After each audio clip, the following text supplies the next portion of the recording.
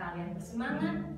Mari sama-sama ya, kita akan mengawali devotion ini dengan sembah Tuhan, mengundang hadirat Tuhan masuk di hidup kita dengan pujian penyembahan kasih Allahku sungguh telah terbukti.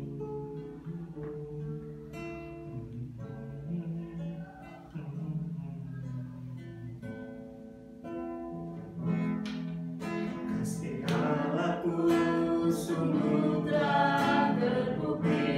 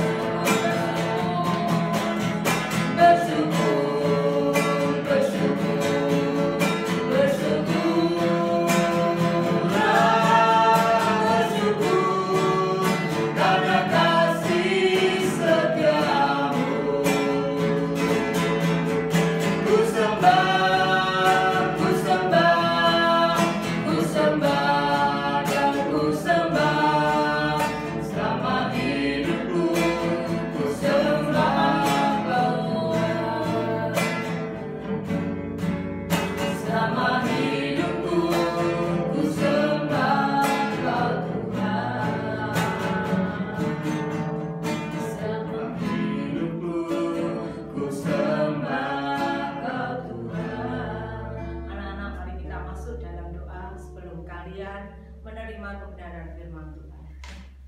Terima kasih Tuhan untuk kesempatan pagi ini kami boleh menghampiri tamu kembali. Tuhan, ini kami Tuhan, anak-anak-Mu, SD Kristen Terang Bangsa. Sebentar Tuhan kami akan mendengarkan kebenaran firman-Mu. Kami butuh Engkau yang jamah hati kami, telinga kami. Jadikan kami seorang murid untuk mau Engkau tegur, mau Engkau bentuk. Terima kasih Tuhan. Dalam nama Tuhan Yesus. Amin. Ya, selamat pagi anak-anak. Selamat berjumpa kembali. Bagaimana kabar kalian hari ini?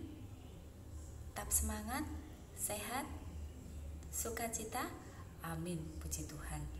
Nah, pagi hari ini kita mau bersama-sama membaca dan merenungkan firman Tuhan. Namun sebelumnya mari kita berdoa terlebih dahulu. Tuhan Yesus, kami anak-anak-Mu hendak belajar serta merenungkan firman-Mu Tuhan. Kiranya Tuhan, kami tidak saja hanya merenungkan, tetapi terlebih kami bisa melakukan hal yang baik dari apa yang Kau kehendaki dalam firman-Mu ini. Dalam nama Tuhan Yesus, amin. Nah, anak-anak, firman Tuhan pada pagi hari ini akan kita ambil dari Yesaya 60 ayat 1 dan 2. Semua sudah dapat? Yesaya 60 ayat 1 dan 2. Mari kita baca bersama-sama. Bangkitlah, menjadi teranglah, sebab terangmu datang dan kemuliaan Tuhan terbit atasmu. Sebab sesungguhnya kegelapan menutupi bumi dan kekelaman menutupi bangsa-bangsa. Tetapi Tetapi terang Tuhan terbit atasmu, dan kemuliaannya menjadi nyata atasmu. Amin. Nah, anak-anak, menurut kalian benda apa saja yang bisa menjadi penerang ya? Ya, bisa lampu, bisa api, bisa kalau yang di alam raya ini ada bintang dan matahari. Benda-benda tersebut memancarkan cahayanya sehingga bisa menerangi sekitar. Nah, anak-anak, tetapi di dalam Alkitab ada lagi yang bisa menjadi penerang, yaitu siapa ya? Kalian dan saya ya. Kita bisa menjadi penerang bagi orang-orang di sekitar kita. Fungsi penerang tentunya sama, yaitu di mana di situ ada terang, di situ terlihat nyata di sekitarnya. Coba bayangkan anak-anak, jika di alam semesta ini tidak ada benda penerang satupun.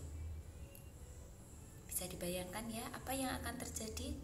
Tentunya semua yang bergerak, bisa terjadi tabrakan, bisa terjadi kekacauan, bahkan bisa terjadi kecelakaan.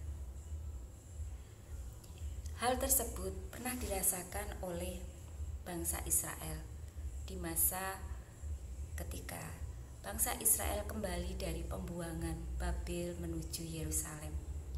Dia sangat trauma dengan masa yang sangat suram. Kemudian dia hingga meragukan kasih dan kesetiaan Tuhan yang sudah dijanjikan. Hingga Tuhan mengutus hambanya yaitu Yesaya atau Nabi Yesaya untuk mengingatkan bahwa dari bangsa Israel akan terbit terang. Dan tadi ayat yang pertama dinyatakan bahwa bangkitlah, disuruh bangkit ya, menjadi teranglah, sebab terangmu datang dan kemuliaan Tuhan terbit atasmu.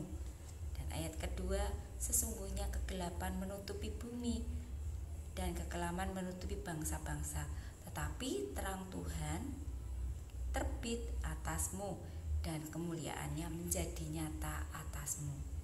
Itu terjadi anak-anak. Ketika bangsa Israel ragu, maka karena kasih dan kesetiaan Tuhan, dia mengingatkan melalui Nabi Yesaya untuk ingat kembali bahwa kasih dan setia Tuhan itu tidak pernah meninggalkan bangsa Israel. Masa itu juga bisa terjadi pada masa sekarang ini, anak-anak. Di masa pandemi ini, kita juga diminta untuk menjadi terang bagi orang-orang di sekeliling kita. Bagaimana caranya? Bagaimana tindakannya? Kita bisa lakukan dari hal yang sederhana. Dari kita dulu, kemudian dari keluarga kita, lalu cara kita nanti keluar dari keluarga ke masyarakat bagaimana. Yang pertama, dari diri kita sendiri, yaitu kita taat pada protokol kesehatan. Kemana-mana kita harus menjaga kesehatan. Kita pakai masker, rajin mencuci tangan, dan menjaga jarak dimanapun kita berada. Yang kedua, kita lakukan di keluarga kita. Ya, kita lakukan hal yang baik, yaitu dengan cara membantu orang tua, membantu hal yang sederhana, menyapu lantai bisa, mengelap meja, atau mengepel. Hal yang sederhana bisa kalian lakukan. Supaya apa? Badan kalian juga sehat kalau bergerak. Seperti itu ya. Kemudian kalian juga rajin berolahraga di dalam keluarga. Jangan di rumah terus. Kalian boleh keluar, tetapi kalian harus mentaati protokol kesehatan. Kemudian yang ketiga, ya, kalian bahagia kalian tertib di dalam pembelajaran online. Karena pada masa sekarang ini berubah polanya dari belajar tatap muka pada belajar online. Bukan berarti belajar online ini bisa diabaikan begitu saja anak-anak. Kalian harus tertib di dalam pembelajaran, harus aktif. Kalian juga harus tertib dalam mengerjakan tugas dan menyelesaikan semuanya tepat waktu. Yang terakhir, yang sangat penting adalah kalian harus mendoakan orang tua kalian. Doakan mereka, sebab mereka butuh support dari anak-anaknya, butuh doa dari anak-anaknya. Perlu diingat bahwa doa orang benar sangat besar kuasanya.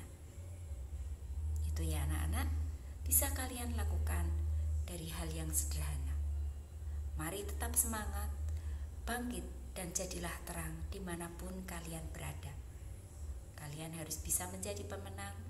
Setelah pandemi ini selesai, kalian bisa mendapat hikmat dari Tuhan. Apa yang sudah kalian alami selama beberapa bulan, kalian bisa mendapat pelajaran yang berharga, yaitu pembiasaan yang baik.